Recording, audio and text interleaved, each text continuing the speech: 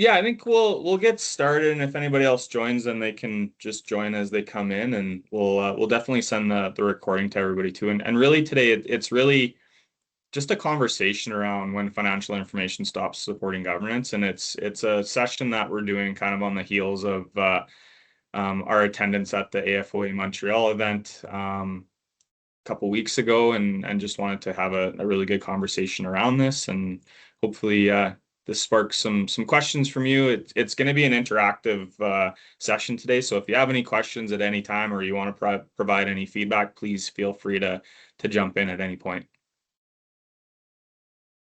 Perfect. Thanks, Rob. Well, maybe I'll just set this up for us so we can step into the questions and really start to hear from Rob, who really is the most experienced in regards to our First Nation discipline here at Asyma. And so really, as Rob's mentioned, and as you can see from the title on this slide here, it's really about when financial information stops supporting governance.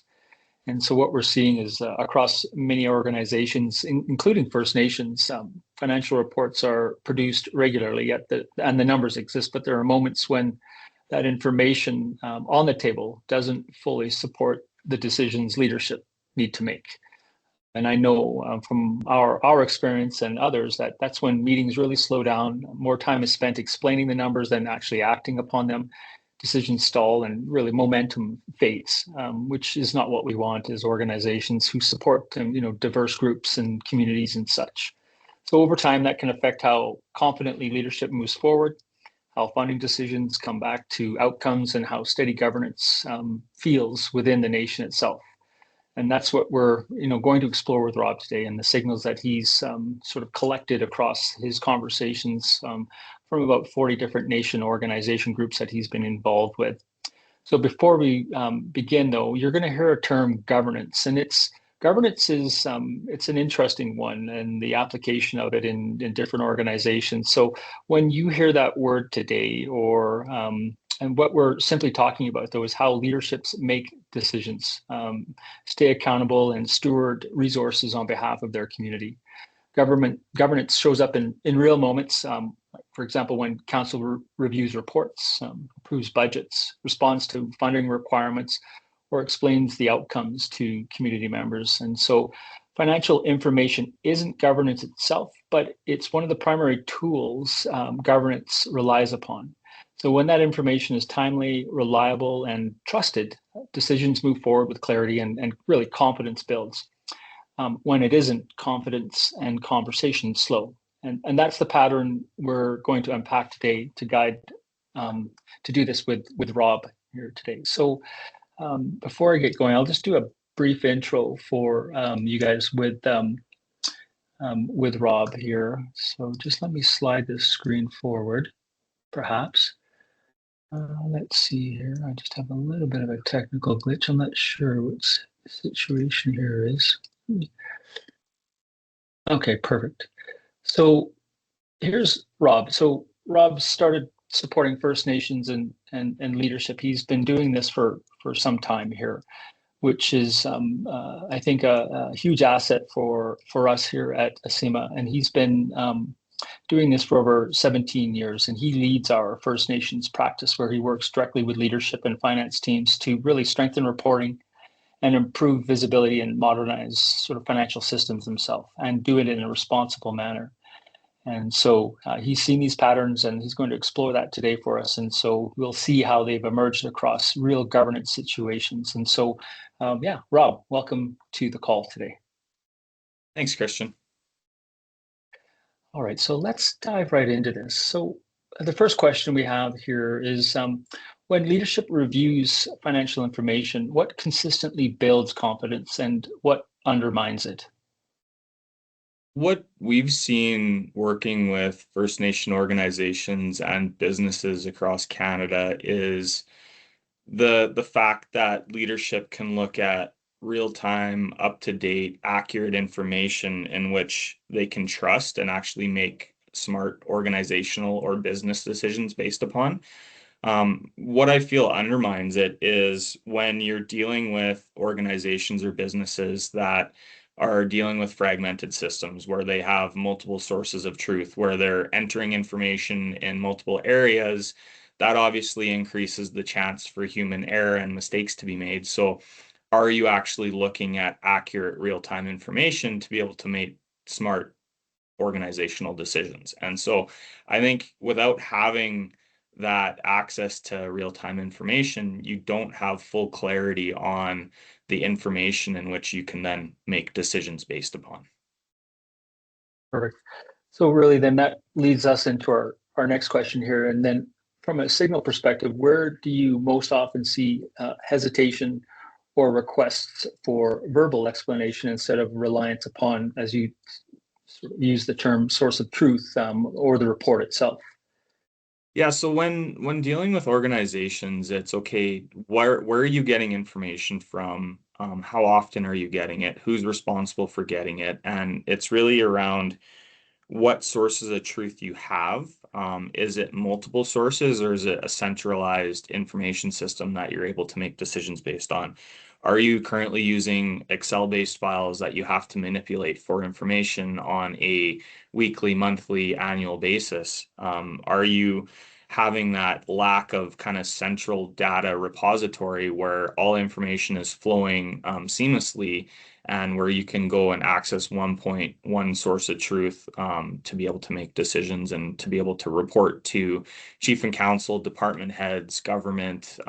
That's where I think a lot of hesitation comes from, because the hesitations around, okay, is the data accurate?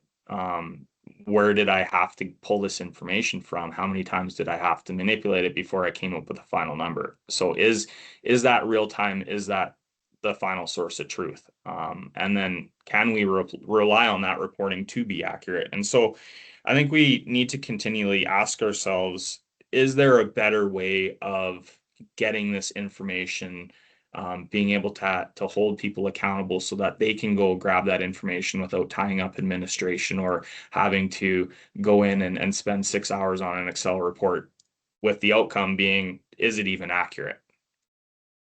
Mhm. Yeah, yeah, good points for sure. And so here's our sort of, you again going back to that source of truth. You've named a variety of financial tools that hold data, but really from a leadership perspective, what needs to be true before you've in your experience you've seen leadership being willing to make decisions. So what has to be true before leadership is willing to make decisions based upon financial information alone? I think what it comes down to is a proven track record of accuracy. And so that builds trust, that builds accountability. And until you have that proven track record of information being correct, there's always going to be hesitation around decisions that are being made. And once that is established, where you have a single source of truth that you can make decisions based off of, that can be trusted, then that's really where those decisions start to become more reliable, and people having the confidence that the information that they're looking at is accurate so that they can make smart organizational decisions. Um, where do we get the data from? How do we get it? Is it accurate?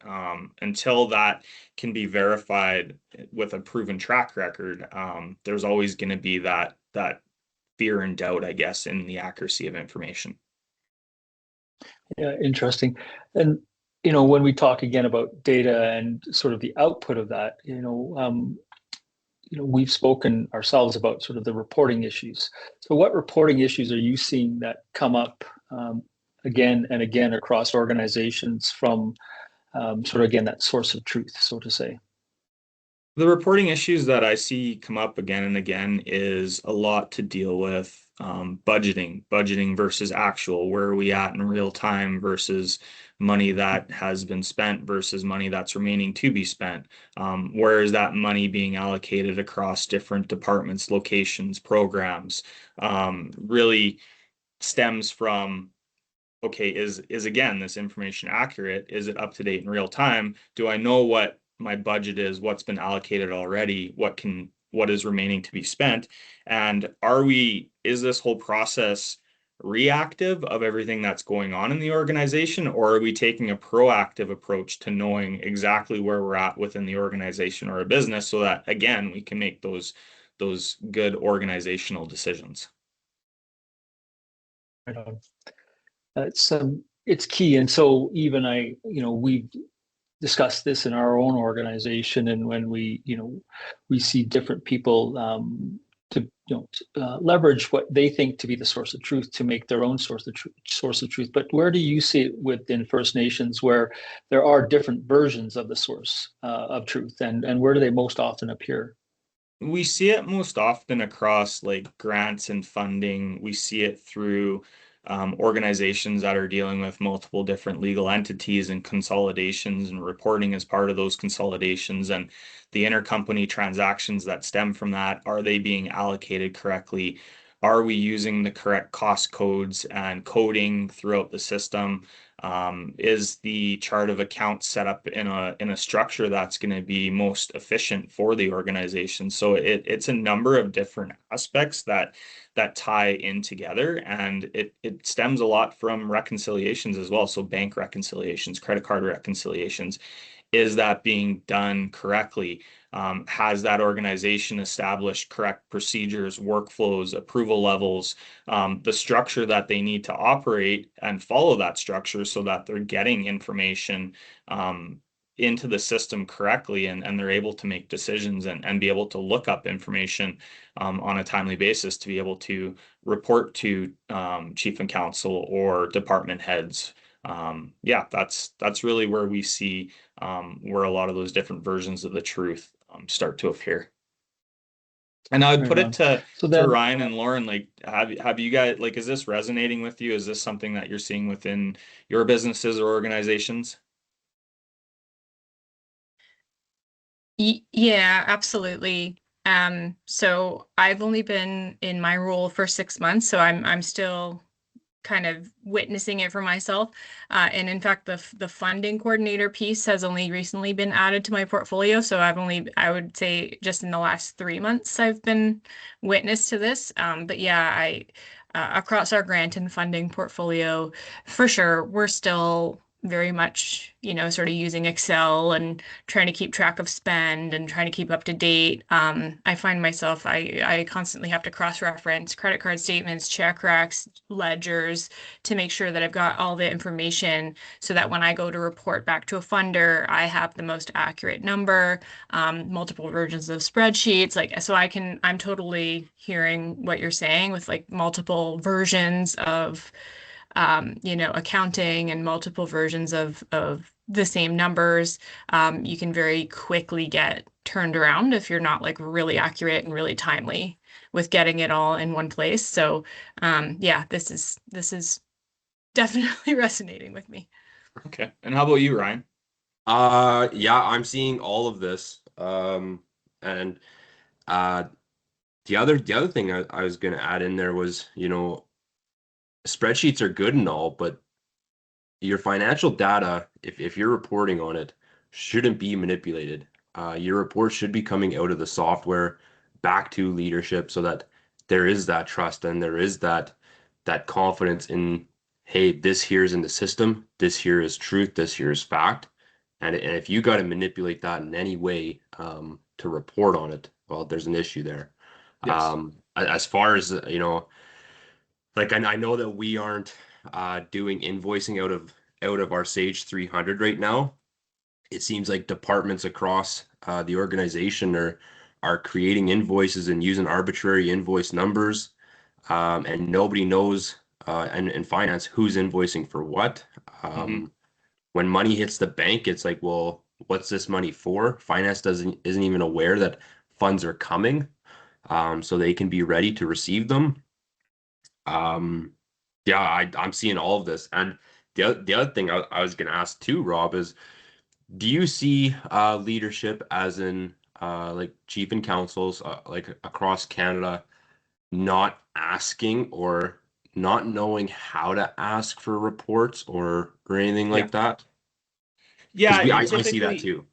typically it's you don't know what you don't know. And so the benefit that we have working with organizations now is we've been doing this for over 40 years. And so we know typically what reports and what dashboards and what information are really going to help accelerate organizations in terms of like where they're getting the data from, how they need the data to be structured so that they can get the reports that they want to need. And oftentimes it's, hey, I didn't even know that this information was available, or people look at it in this format. So part of our process too is being that advisor in terms of, okay, here's the best practices. Here's what other organizations are using in terms of reporting.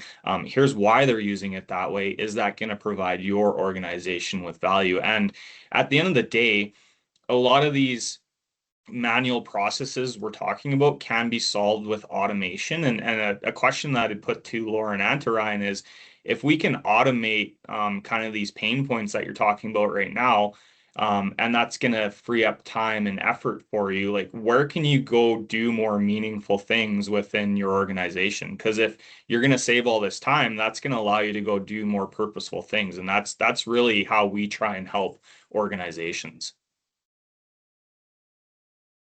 Yeah, I mean, for me, it's not even a matter of freeing up time. It's just ensuring that uh, the information in is going into the right spots, right GLs, and the reports are pulling that information properly. Mm-hmm. So a person can speak to it intelligently at least, right? Yeah, 100%. So that'd be my first and foremost. I mean, yes, time is nice to have, but that time, if you're going to spend actually reporting on the organization or business unit or whatever, you need good reporting, which comes from, unfortunately, data entry, right? Yeah. But that time savings will be nice too, because then you could go Oh, yeah. skiing more, fishing more, hunting. You never know, right? Yeah. Better For quality of sure. life too is what we're trying Yeah. to offer people, right? Yep. Yeah, No, I thank would you. say, oh, sorry. No, go ahead. Absolutely. Oh, I was just gonna say, yeah, I would say like I'm, careful of like I want to make sure I'm kind of staying within the parameters of, confidentiality and all that. So I can't go into Yeah. like too much detail, but I would say that I guess the biggest thing for me, because I only manage a small portfolio within one department, so I'm not actually in finance. I'm in Yeah. the different department, and I just manage those grants. I think what the again, like time savings being great, but it's more about like proffering and fostering the confidence in the decision making that comes out of knowing that you've got sound financial information to stand on. Mhm. That would allow myself and our team probably a little bit more flexibility and luxury to make really good strategic decisions with the remaining funds. And I think that for me would be the biggest thing. If I'm, constantly worried that I've maybe missed a payment and that number is not actually reflective of what we really have left to spend, then it puts us in a position where we don't know, as our grants like come up to expiry or whatever, and we've got X number of dollars to spend left and we want to make a really meaningful purchase, like, we can make better decisions as we wind down. And I think that that's what keeps me up at night more than anything else. Absolutely. No, that's great feedback. I appreciate that. Yeah, that really is. Let's dive into this question, because I think this is, sort of spins off of even what Lauren has said. I bet you get the question of, how much is left, and not being able to answer that is a huge struggle. And like you said, keeps you up at night. However, Rob, like, what other questions are you hearing from leadership that ask of finance and they struggle to answer? A lot of what we're hearing lately is overall community well-being, right? It's how things are being managed so that the community can continue to grow and to strive. It's a lot of times in the nonprofit world, we talk about return on mission. In the business world, we talk about return on investment. So it's how do we leverage technology and make sure that there is this return so that these organizations and businesses are getting value from the technology that they can then transfer to the rest of the communities that they're working within, right? And it's effectiveness of funding decisions that you were talking about, Lauren. It's how do we maximize the effectiveness of the funding that we have for the community. Mhm. Mhm. And so then if we're now talking about the impact of not having access to that sort of information, and so if we kind of look forward, and so when leadership needs to act quickly, how often is financial information ready on time, or in time based upon your experience?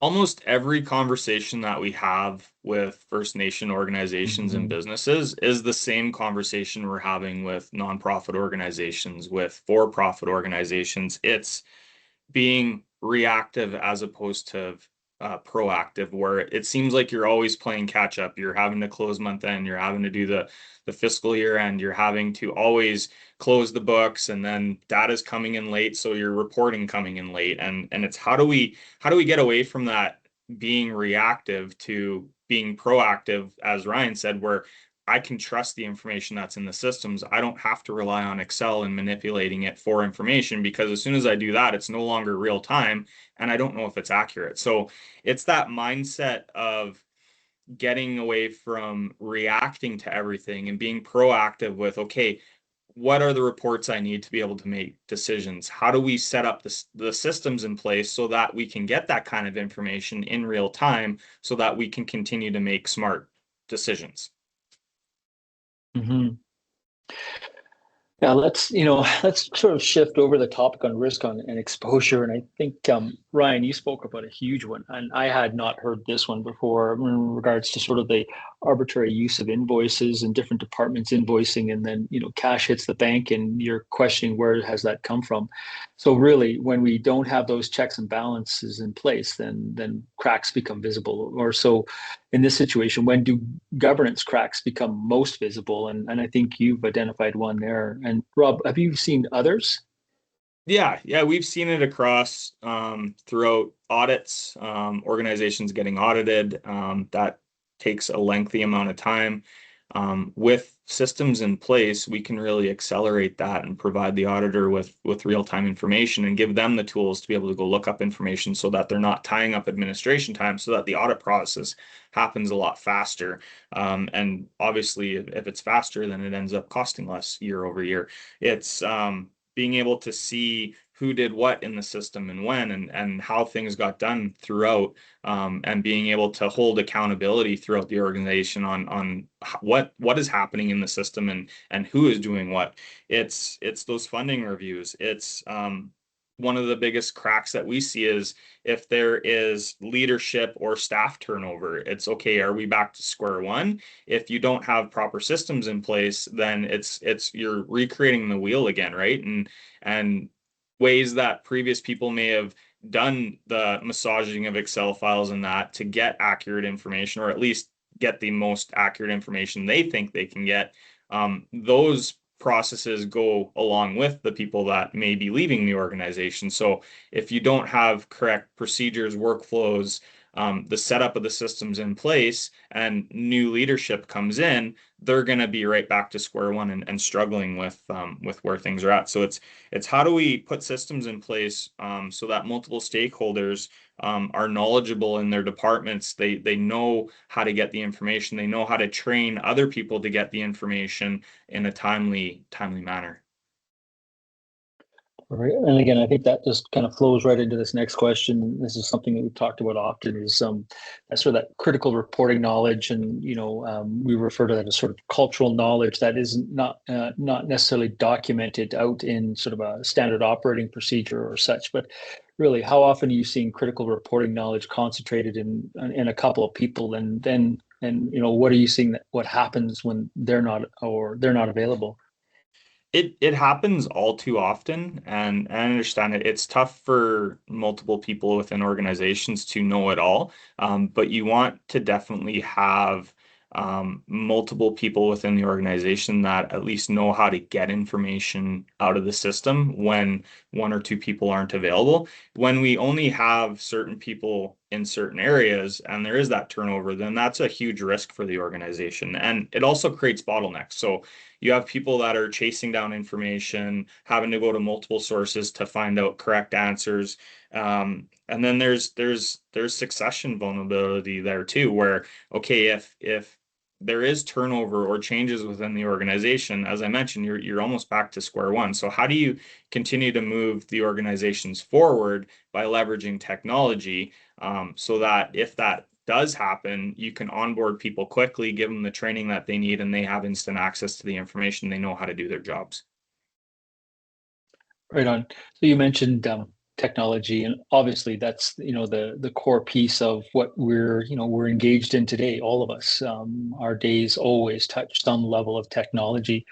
However, when we do engage with technology, what are you seeing that generally helps, and when actually does it also add stress to the system?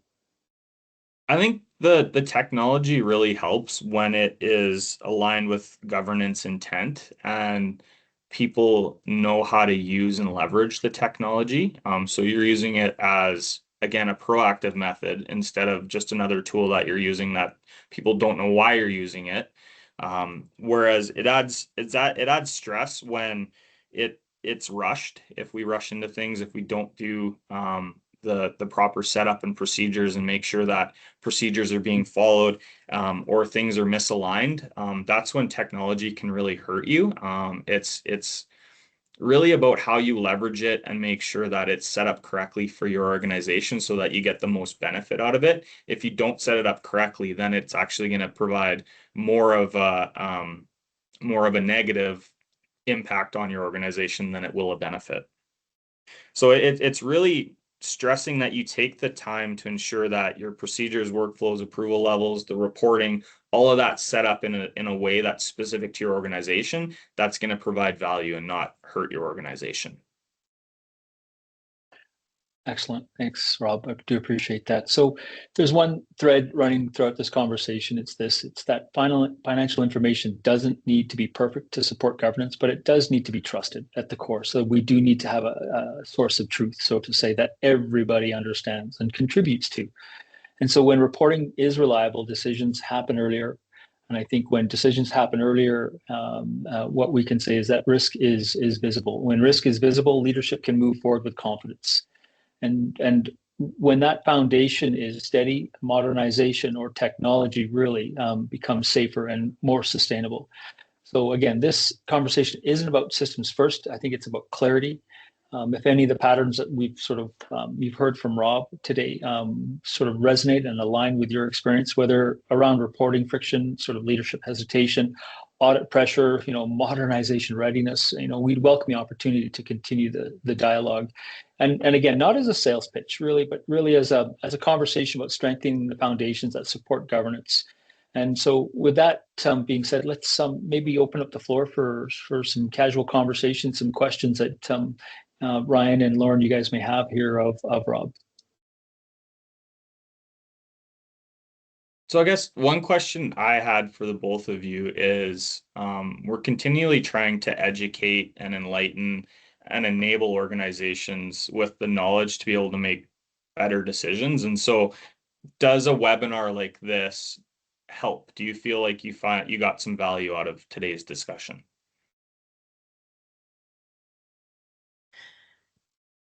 Yeah, I definitely feel so as though I did get value out of it. I think a lot of it is even just kind of confirming some of the concerns that I'd had previously. And it is like, not that I want to share in the misery, but it is nice to know that it sounds like we're not alone, No. that there are, that these are sometimes common issues.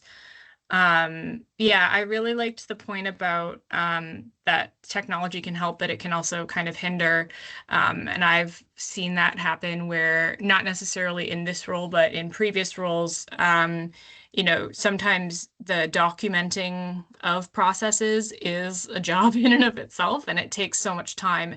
And if you're always playing catch up, you almost like don't even have the time to put it in writing, what proper protocol should be, or like you don't have time to document those operations and those processes. And that just kind of puts you further behind. And yeah, somebody else coming in net new who doesn't have the background or the context really truly feels thrown in too. Yeah. Like they're drinking from a fire hose. And that's you know, I've been on both ends of that spectrum. I have been the person who doesn't have time to document and get processes organized and get, you know, those systems standardized. But also the person who's come in with no processes documented and nothing standard. So like I've been on both sides of that, and I can tell you that it is like so frustrating. And that does fuel because you're just get into this like repetitive cycle of not having enough time to even, you know, like you're always being reactive. So that's what I'm trying to do in my role is we're at a point now where I think there's going to be, once year end is over, we're going to have like a little bit of breathing room. And that is definitely going to be my next big thing that I do, is to try to standardize, take that moment of clarity to try to standardize some of the processes so that the next time we go to do it, it just runs a little bit smoother. Oh, that's great. Yeah, but we'll see how it goes. Absolutely. No, it'll go well. As long as you take your time and do it right. Yeah. There's obviously going to be lots of questions that come up from it. It's sitting down with the team too and just going through it together and saying, okay, let's put this together. Let's poke holes at it. Let's come up with the best possible procedures and how we're gonna operate. And I think the more buy-in you can get from other team members, the more accepting they'll be at change, and the more successful that you'll have. I did have a question about that though, although I've kind of talked a lot, so I don't know if Ryan wanted to jump in first. Sure. No, I thought it was very, very, very good. It's high level. It's a very good intro. And I think this would be I think it would be a good presentation for our leadership at the band office. Whether or not it's you know, received and wants to go in deeper, I'm not sure. But I think as we build our relationship, Rob, Yeah. maybe there's a time and a place to do that. It really all starts with conversations, and at least if you're starting to have those conversations, it's not like you're going to solve them tomorrow, but at least if you can educate yourself on like strategies and how to go about it, that gets people to start thinking about, okay, let's take a look at this, and maybe our plan isn't right now, but let's start planning for it so that maybe when we do have some time to really focus on it, we already kind of have that initial step forward in this whole process. Yeah, and like as we build the economic development side, you know, we have that support to go get the right tools and put it in the right processes and make sure that everything is being done so that information can go back to leadership and the community in a proper manner. Yes.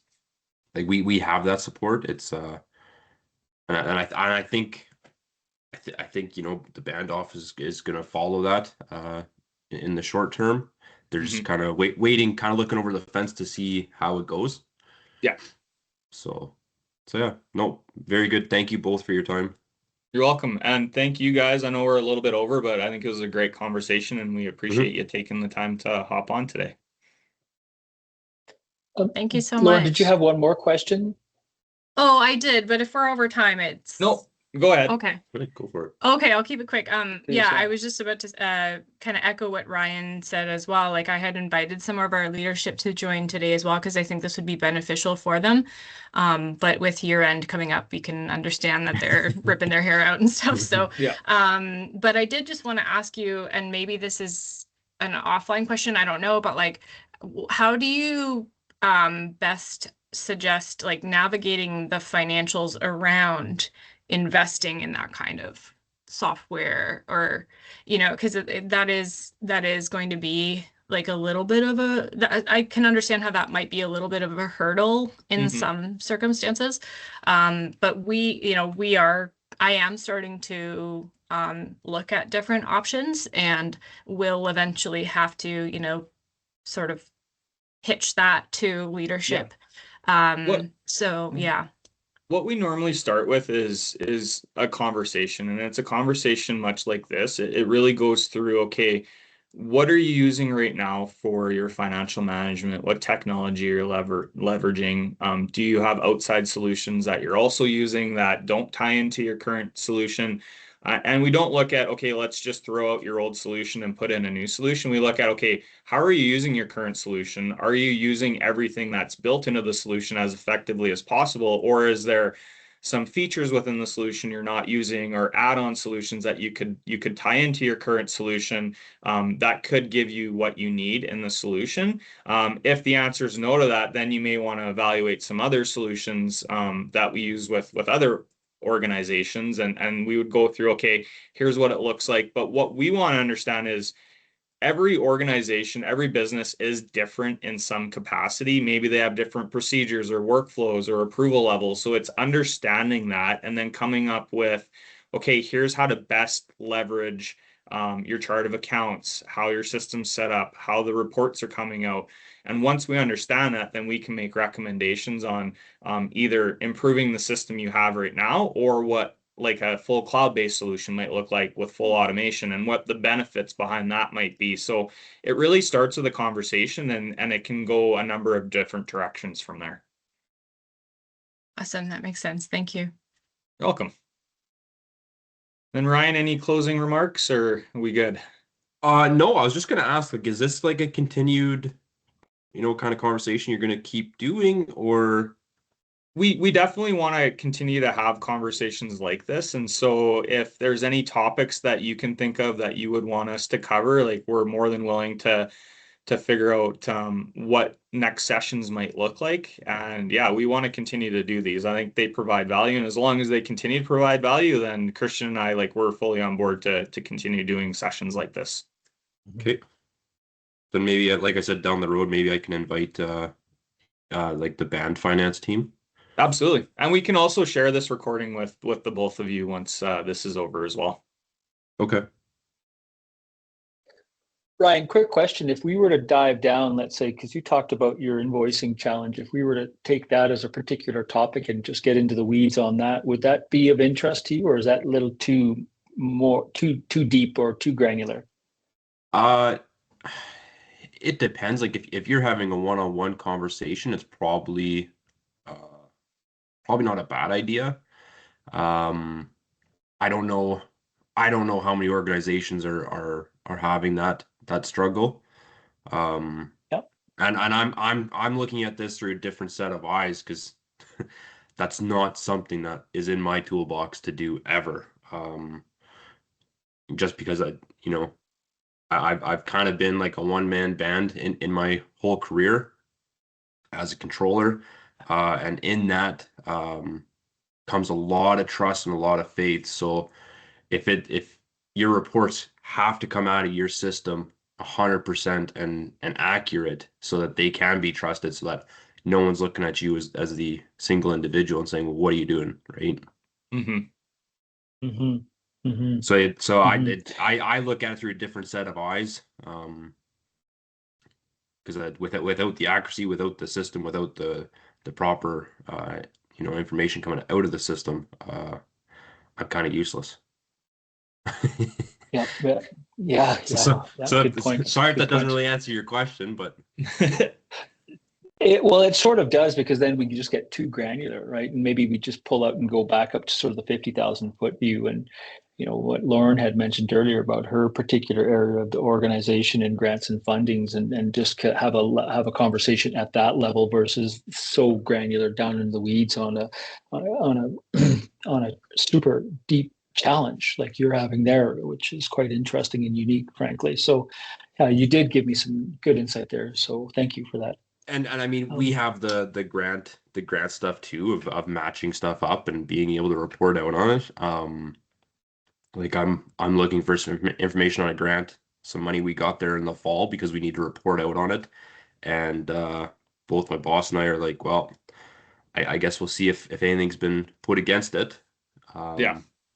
Kind of go from there, right? So I mean, I'm seeing all of this. So like, I think the questions in this session were awesome. And if you can get organizations to openly discuss, I think that's a big win.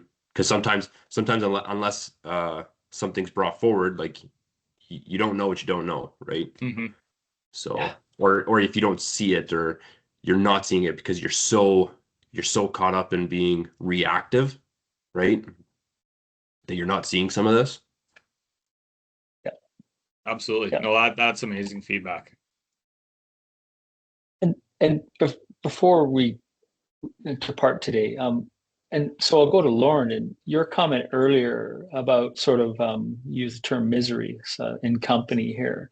Is there a sense of odd comfort knowing that your organization is not alone in the challenges that you guys are under today?